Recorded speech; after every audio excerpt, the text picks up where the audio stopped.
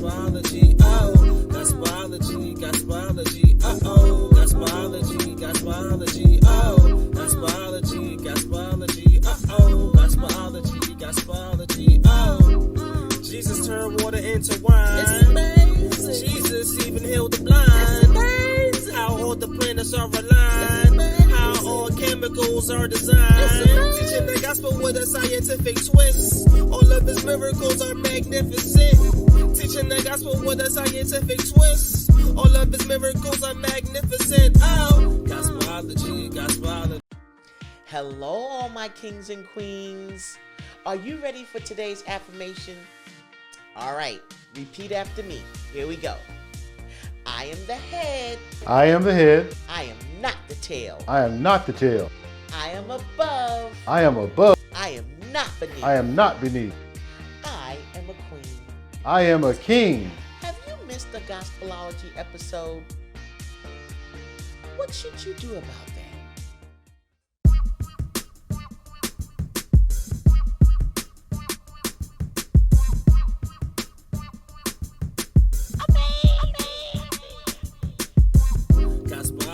Gospelology, uh-oh. Wow. Did you think about that question that Miss Latrice asked you? Well, welcome to the Gospelology Show. And I'm Miss Latrice, here with a very special announcement. I have a solution if you missed any episodes of the Gospelology Show. Yes, I do. You know, during the past 12 weeks, we here on the Gospelology Show have had an amazing time just ministering to all of you young kings and queens. And we thought about, how about if we made sure that they caught all of their favorite episodes? So, Miss Latrice decided to show you all of our favorite episodes, you know, as we end this season, because boy, do we have a surprise for you in season number 2. Well, during season number 1, we noticed that one of your favorite Bible time lessons were when Miss Latrice had to actually confront her fears. You remember the spiders? Well, are you ready? Let's check out when Miss Latrice had to confront her fears, when she had to deal with all of those spiders. Here we go. You see, having courage means doing something that might be unknown or scary. Yeah.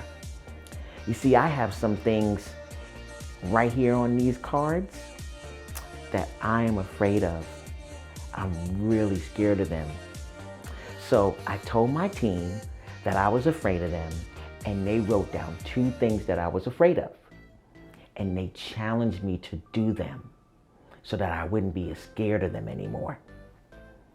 I think I'm ready to accomplish these things, and I'm ready to do these challenges. Do you think I can do them?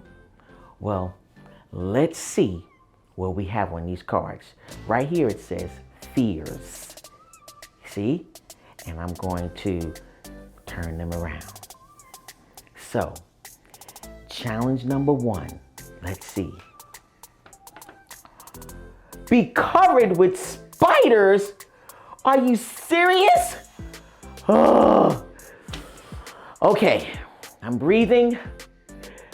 I'm ready. Here I go.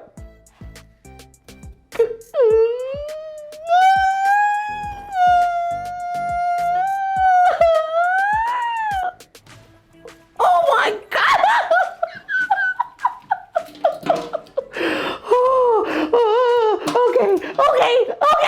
Okay. I'm so done right now. Stop. Oh, this is so disgusting. Oh, okay. I don't want to do any more of these. This was really horrifying. Even though they are plastic spiders, it was just too much. It was just so disgusting. It was crazy. You see, what's really happening and what's really going on in my head is that they're really spiders that are crawling all over me. And I don't even like looking at them. It's like... Wow! Did you see that? Oh my goodness, you guys love that one. And I did too. because it taught us about challenging ourselves. And then we got to watch the woman at the well and how she had to rely on Jesus and literally challenge herself to do better and live better. Boy, this story, it was just so good. It was so great. Another story that we have to talk about is another one that you liked. I told y'all really liked Miss Latrice when she was challenging herself. Do you remember when Miss Latrice took a long walk and she was so thirsty and she had dirty water in her backpack? Let's check out what happened when she decided to drink the right water. Whew. Hello, my kings and queens. Are you ready for our affirmation? Repeat after me. I am the head. I am the head. I'm not the tail. I am not the tail. I am above. I am above. I am not beneath. I am not beneath. I am a queen. I am a king. Whew. Miss Latrice has a question for you. Have you ever been so thirsty that you would drink just about anything?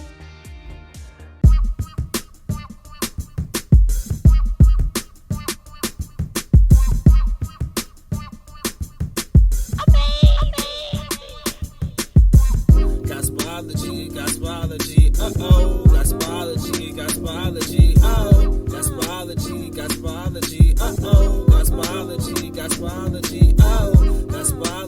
Gospelology, uh-oh. Gospelology, oh.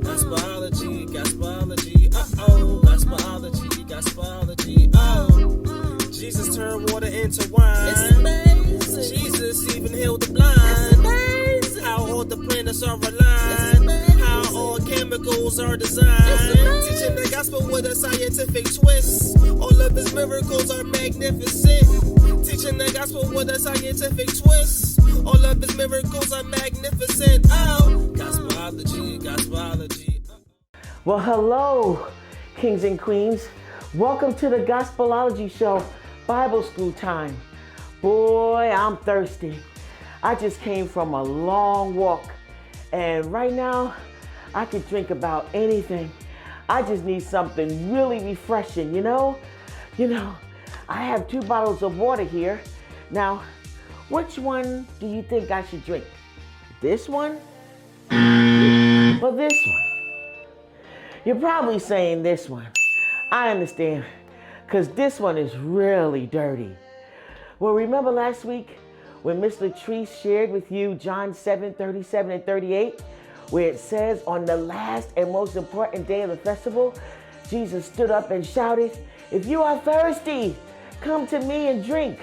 Have faith in me, and you will have life-giving water flowing deep inside of you," just as the scriptures say. This tells us that Jesus is like clean, living, flowing water out of us. See, when we go to Jesus to learn about life and live the right way, it's like a refreshing, clean drink. Remember our Bible story last week about the woman at the well? We read from John 4:1-15. Let's continue our story today while I go get a drink from John 4:19-41. Okay? Let's see. Wow, I love that story. I love how we shared about the living water, and we talked about clean water, and we talked about springs and how they were made. And do you remember our craft? Oh my goodness, how to make a spring? Yes, we're gonna put that up there, right there for you to actually do again. It was so cool. You can make your own spring. Guys, it was just so amazing, all of our Bible story time. And I want to make sure that during our Bible story time, if you ever made Jesus your forever friend, I want you to head over to our Gospelology Gear Lab and get your shirt that says, "Jesus is my forever friend." Or if you like how everything is amazing, make sure that you head on over there and get your shirt that says, "It's amazing." And if you love Gospelology and you want to tell everybody about it, get your Gospelology t-shirt right there in the Gospelology lab. Oh, well, Bible story time was great, but oh my goodness, how about those scientists in residence? Wasn't Janelle awesome? One of the scientists in residence that you guys love so much was Benjamin Banneker. So I want you guys to head on over to the Gospelology Scientist in Residence and let's check out Janelle when she talks about Benjamin Banneker. Hi, this is Janelle with this week's Scientist in Residence. This week's Scientist in Residence is Benjamin Banneker.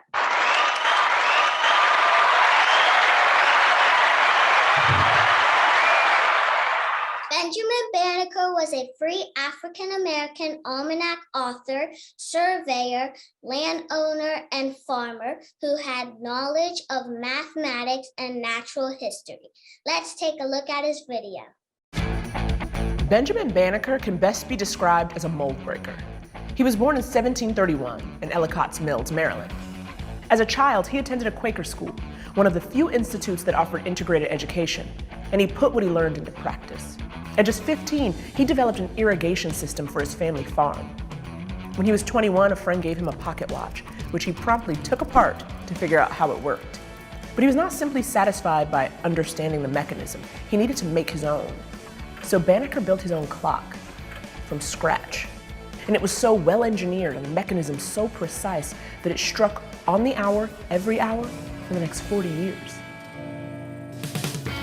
Banneker's clock gained him a reputation, catching the eye of a famous clockmaker, Joseph Ellicott. He helped Ellicott build a complicated clock, and in return, Ellicott loaned him scientific books and instruments for astronomical study. He taught himself everything there was to know about science and math, particularly astronomy. He began using what he learned to predict weather patterns and plan agricultural methods. He even predicted a solar eclipse in 1789, successfully contradicting many notable minds of the time. Seeing the practical applications of his work, Banneker began publishing Benjamin Banneker's Almanac in 1792, and it was a wild success. It contained information on weather patterns, farming practices, and was basically a how-to guide for agricultural life. The Almanac also included political writings, such as a plan of a peace office for the United States, which caught the attention of Thomas Jefferson, and the two exchanged several letters. Banneker even implored Jefferson about the evils of slavery, advocating for abolition.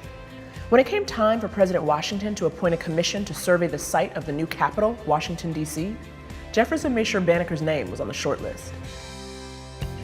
Banneker worked closely with French architect Pierre L'Enfant to plan the capital. But L'Enfant was notoriously difficult to work with and was known for his explosive temper. As a result, L'Enfant was dismissed from his post before planning could be completed. And in what could have been a devastating move, L'Enfant took a year's worth of the plans with him. Just when it seemed that the team would have to start from scratch, Banneker saved the day and the capital. In 2 days, Banneker recreated L'Enfant's designs entirely from memory.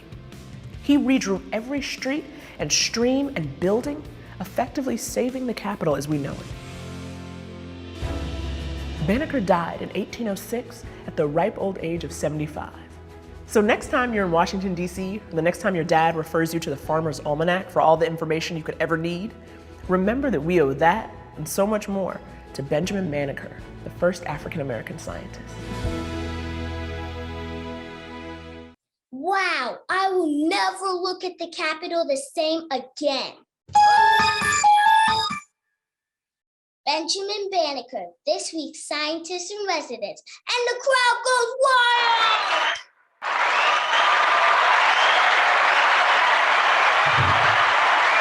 Back to you, Promac, for the lesson.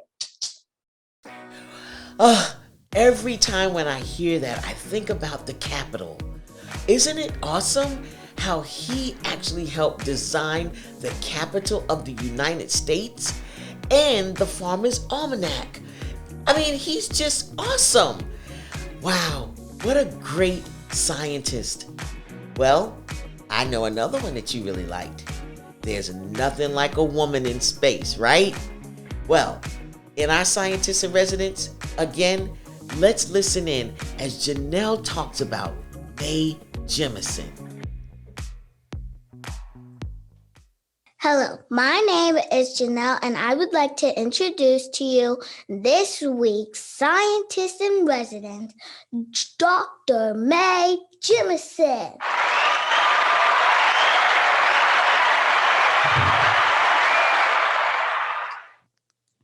Dr. Jemison, the astronaut, was born on October 17, 1956 in Decatur, Alabama.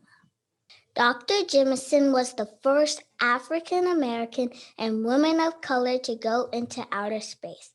In 1992, she spent more than a week orbiting Earth in the Space Shuttle Endeavour.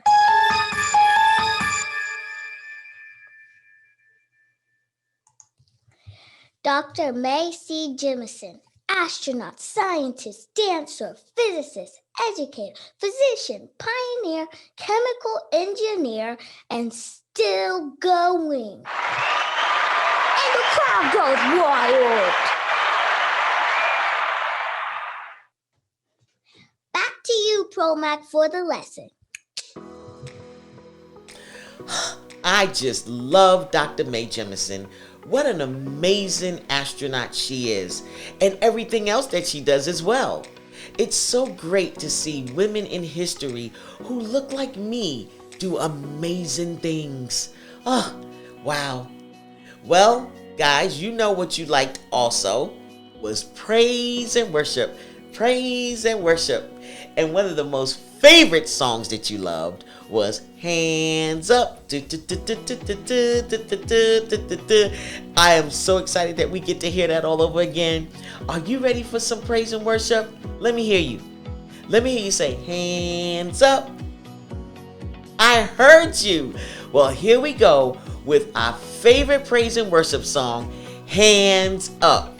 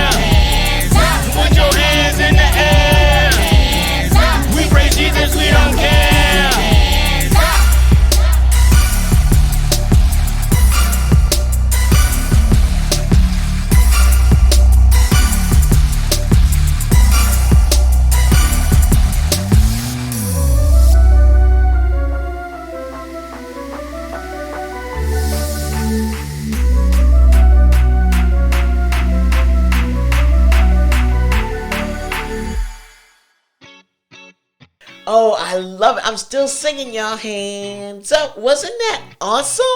Oh my goodness. Well, guys, let's get to the fun part. I know that you loved Promac's Science Time. I love it too.